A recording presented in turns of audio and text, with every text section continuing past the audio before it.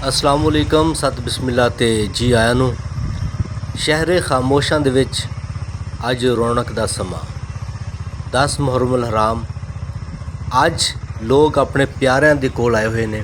वो प्यारे ਜਿਹੜੇ कि ਉਹਨਾਂ ਨੂੰ ਛੱਡ ਕੇ इस दुनिया ਨੂੰ इस फानी दुनिया ਨੂੰ ਛੱਡ ਕੇ ਟੁਰ ਗਏ ਨੇ, ਉਹਨਾਂ ਦੇ ਕੋਲ आए हुए ने ਤੇ बहुत अच्छी चीज़ है। आना तो वैसे भी चाहिए है, लेकिन खसूसी तौर के उत्ते अज के दिन अपने प्यारिਆਂ ਦੇ ਕੋਲ आते हैं और उन्हों की जी आखिरी आराम गाह है उसकी मुरम्मत करते हैं, क्योंकि बारिशों का मौसम है, बारिशों का समा है।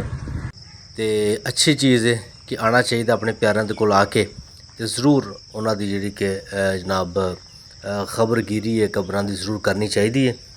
तो साढ़े बहुत प्यारे दोस्त कारी बाबर जमीन नक्शबंदी साहब इस दुनिया तो टुर गए ने। अल्लाह ताला ज़ात उन्होंने दर्जात बुलंद फरमान, उन्होंने अपनी जवारे रहमत दे विच जगह ता फरमान। वक्त मुसाफर लंघ जाना, वक्त मुसाफर लंघ जाना, सफ़र कर लै तू एदे नाल प्यारे। वक्त मुसाफर लंघ जाना, सफ़र कर लै तू एदे नाल प्यारे। देखी पिछे ना तेनू किते छड़ जावे, इस गल दा रखी ख्याल प्यारे। इत्थे सब कुछ धरिया रह जाना, इत्थे सब कुछ धरिया रह जाना, महल माड़ियाँ दौलतां माल प्यारे।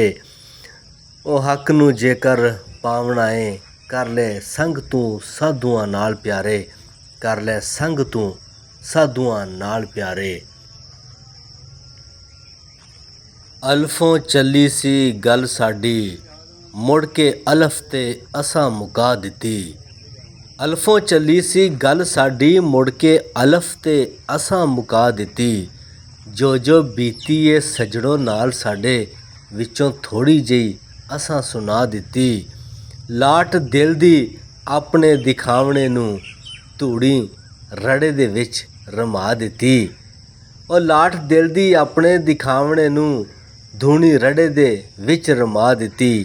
राही पीण पानी आउंदे जांदे, इश्क वाली सबील असां ला दित्ती।